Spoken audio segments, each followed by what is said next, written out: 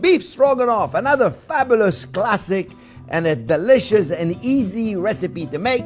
First thing we're gonna do is we're gonna saute some onion and we're gonna saute the beef. Number one thing we're gonna do is we're gonna saute the onion.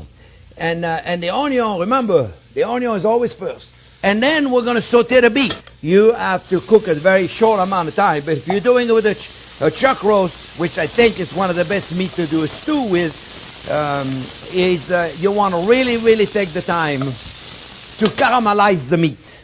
What we want, friends, is to create right there this Maillard reaction. This is caramelization of protein.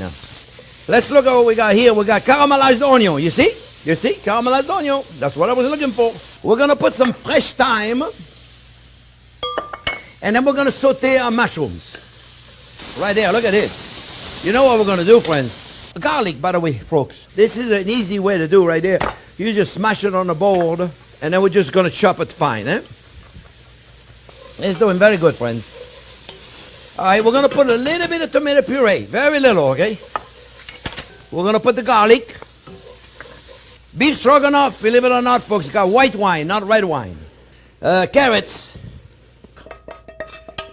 And you know what we're going to do? All that goodie down there, we're going to deglaze it with a little bit of white wine. All right? We're going to deglaze it right there, a little bit of white wine. Now I'm going to take the beef that I sauteed this afternoon, and then we're going to put a little bit of brown sugar, and now we're going to put the stock. Okay, so this is, of course, a beautiful stock. So now we're going to thicken this. We're going to take a strainer, all right? We're going to put the strainer in the stew, okay, and we're going to thicken this with flour. And then take this right there, look, and mix it up.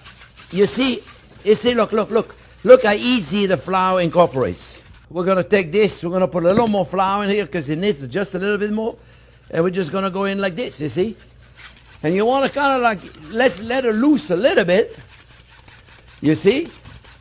This is going to require about 2.5 hours to cook because we're using chuck roast. Here we are, we cook it about 2.5 hours. So at this point, there's a few things we need to do. One, we need to put a little Dijon mustard in it because it's traditional you put Dijon mustard. At this point, you can put a little bit of sour cream in there and a little bit of sour cream on top. It's up to you because it is nice beef stroganoff. It has a little bit of creaminess to it. I did the pappardelle pasta right there. And I just put a little bit of butter on there. Surprise! Put a little butter in there, right? And it's very easy. All I do is I cook the pasta, right? And when they're a little bit al dente, they stay a little bit al dente.